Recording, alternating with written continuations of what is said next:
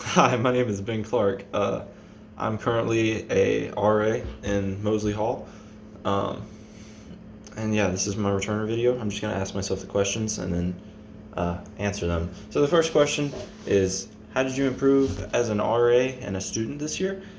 I improved in a lot of ways, but I think the biggest one as an RA is at first whenever, because this is my first year, at first whenever I was joining, I just wanted to be like relatable to my residents, just act like somebody like they could see as a friend, somebody that they could like come to and, just like have fun with. I didn't want to be like too authoritative. And I achieved that, but I think I achieved that too well. They didn't listen to me a lot of the times, that I needed them to do something, but I worked on that. I kind of worked on, being more serious a few times and trying to balance it, not being like harsh, like still trying to be fun and relatable, but realizing that you have rules that you need to uphold and you're not willing to compromise on those whatsoever. So I think people would like, judge that, because I was so chill, like they would be that I would be okay with that, and I'm just not. And that's the balance that I kind of struck this year. Um, trying to be authoritative but still fun. And I think I'm at a good place. Um, what was the greatest success that you have experienced this year as a student staff member? I like um, this is specifically as an RA, but I started having weekly Among Us games because of Corona. It's kind of hard for people to connect because, we can't really meet in person. But Among Us blew up this year, and it's perfect. Like if you have a hall of people that you want to play with each other, and like people got like really excited to play them. We would have like anywhere we would well sometimes we'd have like two people, but like one time I had like eight people show up, and like people would ask like when they're coming, and I'd have like five or six people that would consistently show up, and I think that they've built some friendships because of that. And yeah, that was pretty cool. um, Tell us about experience that challenged you and what you learned from that experience. um, I think just one that I can talk about pretty easily is my roommate conflict that I did. It never I never actually had to, put them in a room together and talk to them. I just had to talk to the individual people, and it really showed me, you know. Well, first let me give you some context. One of the roommates was basically just being like overly hostile to the other one, like telling him to shut up when he was snoring, and like I don't know, just like being unnecessarily hostile like all the time. Anytime he made like some small mistake or was like mildly disruptive, like a normal amount, just doing normal things. And so I talked to both of them. Of course, I talked to the one that reported first, and then I talked to the one that was being complained about. And he like really opened up to me. He was telling me about all the stuff that he was dealing with like at home and how homesick he was.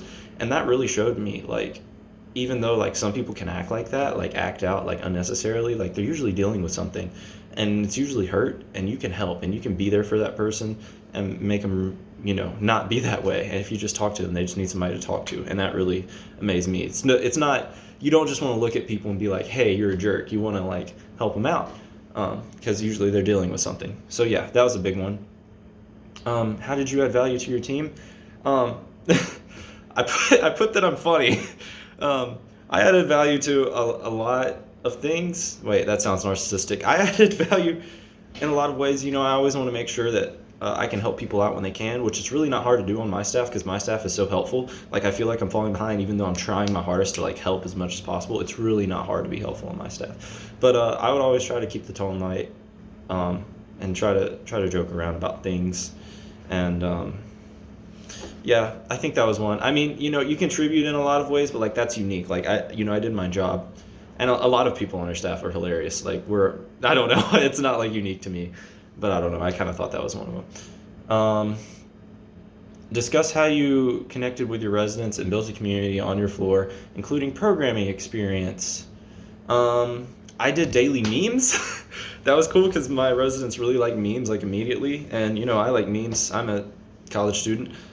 So like instantly, whenever I made the group me, people started sending memes. So I would have memes of the day, and people would like put memes in there, and it was really cool because like people bonded over memes. And then eventually, I got a meme board where you could like share all of our memes. Like it was just in the hall. It was pretty sick.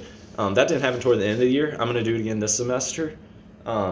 So hopefully that'll be cool because they all bonded over memes. I did the Among Us games that I talked about earlier, and also I would spend a lot of time just in the lobby because, like I said, my staff's amazing. I would just hang out with them sometimes, so we'd be hanging out in the lobby. And some of the residents would come by and I talked to them a lot like that way, and it was amazing. Like that's how, like, I'd just say hi and then I'd be like, how are classes going? And like that's how I built a lot of relationships with my residents, just doing that, just sitting around talking. Like, if they'll talk to you if you try to talk to them. Yeah. um how did you assist others that may be different from you this year, and how you continue to practice this in your future work area? There's a lot of people that are different from me in a lot of different ways here, and I couldn't really think of a specific one that like really challenged me. Just like, wow, this person's like super. Well, I mean, there's a lot of people that's super different from me, but there wasn't one that was like jarring. Like I had to think about how different we were really.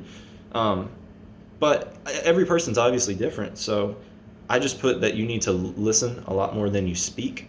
You know, like you need to get a feel for people, and especially if you build rapport with people before you need to talk to them, like you kind of know what kind of person that they are and like what they need, and you listen to their needs more than what you think that they need, because like what you think that they need is going to come from your worldview. But if you can listen and get like a perspective from their worldview and put yourself in their shoes, then you kind of know what they need, and you also need to listen to what they tell you that you need. You don't need to guess.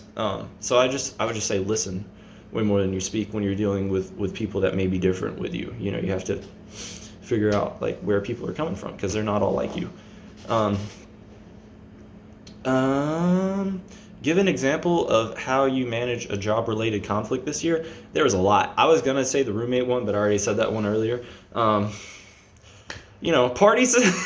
um, I had one on my floor. I wasn't even on duty. It was somebody else on duty that they had to knock on my door to get some help because the dude was so like rowdy. But like he was making a big fuss about things, because he had a bunch of people in his room, and we were suspicious of alcohol. We never found the alcohol, but he had a lot of people in his room, and he was like angry, obviously super drunk.